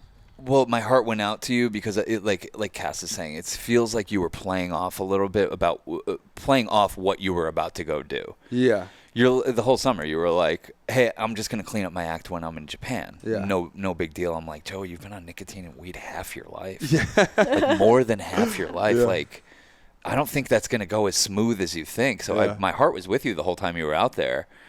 And I remember when I went through that same period, there was a few days where I was like, I have no business being around anyone. Totally. And when I'm not around anyone, I'm fine. Definitely. When I get around them, everything about them annoys the shit out of me. And that's why I say there should be like a rehab center for nicotine. Totally. So many people are addicted to it, and it's such diminishing returns, cheap, nasty high. Definitely. That's going to just drain you of money and energy. That there should be like, hey, if you want a week long, make sure you quit smoking, make sure you quit vaping, eating it, rape, whatever. We'll put you in a little isolation tank. We'll give you good food. We didn't even tell Joey. Sugar. So I was like throwing Zins in his face. I'm like, can you, whatever, like, I don't like this. Whatever this is, like, just. You need Cass said, I don't care if you're struggling. Take one of these because you're being an asshole. Yep. And I was like, I am struggling. And thank God, I know I was being an asshole, but thank God that asshole still was me enough to be like, I'm not giving in. Yeah. Well, this is not who I am. Well, because you were like you were being an asshole, but you're like, yeah, this is. I was like, I'm coming off fucking nicotine. I'm losing my mind. Yeah. And once it becomes a point of pride too for you, we're like, I don't need that. Mm-hmm. Like once I have a point of pride, there's nothing stopping. No, it's like like anyone could offer me any drug, and if I'm like oh no, I don't need that Vil. Now I'm like, oh no, I'm good. If you're on your semen retention journey, and someone offers me a blowjob, I'm not taking it. So try. I honestly do think that would be a thing. Yeah. So if anyone messages me and asks me like, I'll tell you about you, you'll see. I'll say probably. Yeah, you can try. Yeah, you should try. It's not going to work. But no, the nicotine thing was really hard because the weed thing was half of my life. The nicotine just slowly crept in. So like the real like Zyn addiction that I had with the Zins, even before they became popular, was like 3.5 years probably. Zyn sounds mighty good right now. Well, you go for it. Cass, this is her all the time. Addict. No, she's the opposite. She's such not an addict that she's like, ooh, that sounds good. I would do one of those. And you can do it. Yeah. It's how I handle I have any other drug. I have like a secret pack somewhere. I lost it, but I was like, I'll just hold on to a pack of these because just because Sean can't handle this shit doesn't mean I shouldn't have a little escape hatch once every, absolutely year and a half. Yeah. Absolutely. And I should have treated weed and nicotine how I treat every other drug, where I'm like, oh, it's cool that it's around, and I did it. I still have like a tab of acid that I've had, like it was like 3 tabs of acid. It was like the tie-dye one. Yeah. I still have, like, I took a little bit of it in LA with like Ethan, but I've had that for like fucking 5 years. Do you have any of the Snoopy acid? I'm Joey waiting has for. Joey actually has a good archive of everything that we've done. We've usually handed him off some of. Yeah, really take 4 of these tabs, and then I'm like, I'll buy those tabs back off you because I'm like. Cass is chasing some weird dragon through time. I'll look around. I think I just have the tie-dye ones. Yeah, send me pics. Send me pics, and I'll call some dibs on some tabs. Yeah, I still fucking. It brings back good memories. Totally. You're like, oh yeah, the white fluff. But some of that did get you like over the tier. I just like. It's like old Halloween candy. Like you'll just pick it up. Oh, cool! I forgot about this, and you're oh shit, son. And then, but yeah, it's like the nicotine was the hardest part because that was like a 4-year thing of like, okay, I'm actually addicted. I do this every day, and it's part of my routine and lifestyle. And same with the weed, and it's like it's just nice to like same thing with filmmaking for you. Like, oh shit, I don't know if I like. How is this going to be? Instead of it being obstacles for stand-up, it was like, oh wait, I just made it stand-up so much easier. Yeah. Now that I don't have to worry about being high or even considering any kind of consciousness alteration. Totally. It's like it was really nice for me like doing that Marvel job. I took LSD I remember, you were for the shoot days. Yeah. But like it was really nice to be just like very clear-headed in it all, and cuz there's a lot of meetings.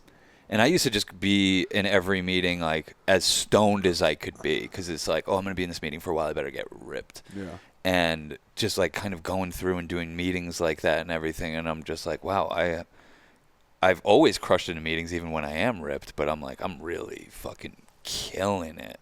So I'm like, all right, this is good for me to do for half the year. Yeah, yeah. It's like a yin-yang for me because it's like when I start smoking the divine feminine in the form of cannabis, like I want to live there. It's a familiar pussy. Yes, it is. It's that familiar pussy. Yeah, that comfortable pussy. Yeah. By the way, I did read in Boys Club, I said comfortable pussy. I think it's familiar pussy. Yeah, okay, I think that correction. was the word. I think that's the... Yeah, Boys Club. Me and Joey just did a Boys Club episode. I can't do that one. Where we were very inappropriate. Yeah, we were very inappropriate. Well, we just maybe not. Not that inappropriate. If you're easily offended, don't listen to it. But it's on patreon.com/churchofchill. I think that's Boys Club number 21. Yeah, I think so. Damn, the year that I met you guys. 21. Yeah. That's how many eps. Yeah. That's how many eps? Beebs and eps. But like, we try to do them from time to time, and it's good. And we haven't done one in a while, so there's a really good one on there. For sure. On patreon.com/churchofchill. Real good. And we've been chilling doing this and fucking having a goddamn great time. Yeah. I mean, also just to, I'll make the last point if you want. But no, I don't care. I'll talk forever. Cool. I was gonna say is like the fucking like a lot of times, especially with the weed, like I thought it was like a comfortable armor that I was putting on. You're stoned. You're like, oh, I'm chilling. It really was opening me up to be so vulnerable that you kind of like. It's like a hermit crab. You come back in, you're like, oh, so shit. sensitive. So sensitive. You have to take the world where it's like, no, you kind of want to build chainmail that isn't fucking like so clunky you can't move and be flexible and agile. You want to build a coat of armor where it's like, yeah, this can take a fucking, arrow bunch of, but I can still move around and be myself. Like the way I think about it now, like when I put it down, it's like before a batter gets up in a major league game or in a baseball game, before you get up, you are in the on deck circle and you put weighted donuts on your bat and you're swinging with a weighted bat. That's being a 24/7 stoner. Totally. So it is preparing us for when life starts throwing the fast ones without the weights on it. You're just like, yes. And that's why life feels like on cheat code mode when you stop abusing your substance of choice. Definitely. And for both of us, it was nicotine and weed. Oh, absolutely. And like I said, now I'm back on the weed, but like I told you, my plan. Yeah. Well, nicotine probably going to do every year like this. It kind of feels like a good trajectory. Yeah. Because for me, again, Stoner summers. Weed isn't the thing that where I'm like, oh, I want this completely gone from my life. I wanted a way better relationship with it so that I can like introduce it at the times where I think it's where it's actually necessary and the drug's actually helping me level up. Yeah. And nicotine, I used up all of my level ups with that. We did it. Yeah, I did it. We did all of the nitrous balloons we're ever going to do. Oh, absolutely. Did all the zips I'm going to do. I did them. I did so many. That I'm like, I'm good. Yeah. Cass lives life on easy mode. She doesn't abuse substances. No. I abuse the phone. Yes. Yeah. I would say that. And you know how she pays the price? How? Chronic back pain. Ooh. I don't have it today. That's good. Knock on wood. Touch wood. Yeah, I think it's also like we all have our own. Like I found even, when you like quit one addiction, you start to realize the other addictions you have. And we're all we have unhealthy relationships with our addictions, whether it's to like sexual relationships. Some people have problems with that. That's their like, oh, that's my addiction. I have to go out and meet people and sleep with this person. And it's like some people are addicted to certain drugs, or some people are addicted to like just certain, lifestyle, just attention. Some people are, I'm addicted to attention, but I try to have a happy relationship with it where I'm like, I try to provide joy for people or this or that. Or if I'm going to have the attention, why not share it with share joy and laughter with people. Laughter. Remember laughter? Remember? But yeah, I just think it's easy to have an unhealthy relationship to everything. Do you think you'll ever raw dog life? Like, this is a good question for all of us. Do you think that there will ever be a full straight edge? And what I mean by that, I would say no fapping. Ooh. No sugar. No sugar. No phone. No screens. No screens. And of course, substances. No, that sounds boring. No, I'm kidding. Right? I feel like I'm always gonna. I'm like, so it's for me. It's always like lesser of evils thing. Well, it's like, all right, we're all addicted. Totally. We're all hopelessly addicted. Okay, my thing's weed. Yeah. It's so innocuous. Yeah. You think it's weed, but have you tried not eating after 8 p.m.? You know what I mean? Yeah. It's sugar. Yeah, or well, it's I'm the just saying, phone. like, the other day I've been, like, wanting to fast. I'm like, we gotta fast. It's good for you. Gotta fast. And then the other day I was like, all right, tonight's a good night. I had dinner at 5, and I was like... You couldn't do it? What did you have? I don't know. A yogurt. Yeah. It's not terrible. No, it's not about... It's just about allowing myself to be hungry. Like, it's not... it's okay to have the experience of hunger. Yes. Obviously. Yeah. And we're so, like... Oh, don't have any discomfort ever. That feed your urges. Yeah. Feed your urges. Like that's the mindset. Yeah, or gets you off track.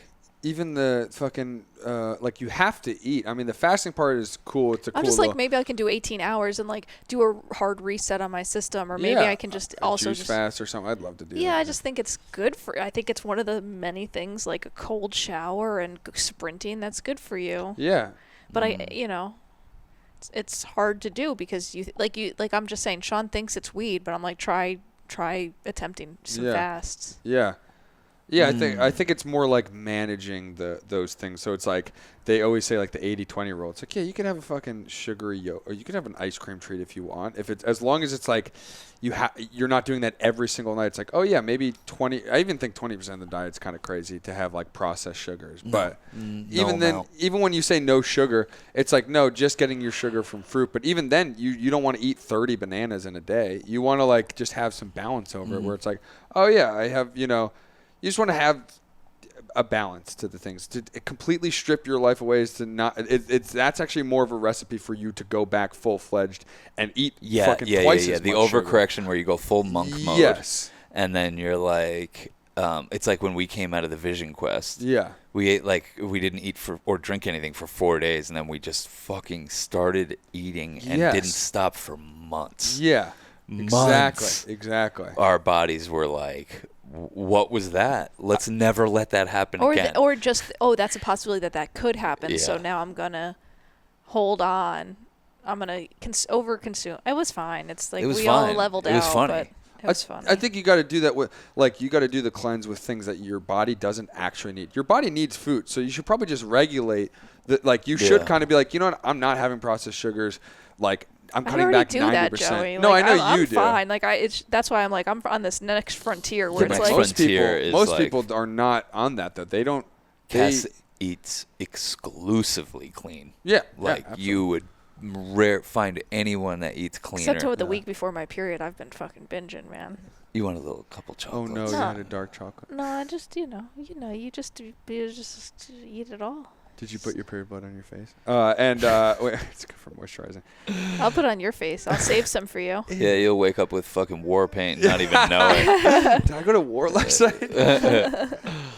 Damn. Cool. This is this has been a damn blast. Getting the old team back together. Fucking Joey killing it in stand-up comedy.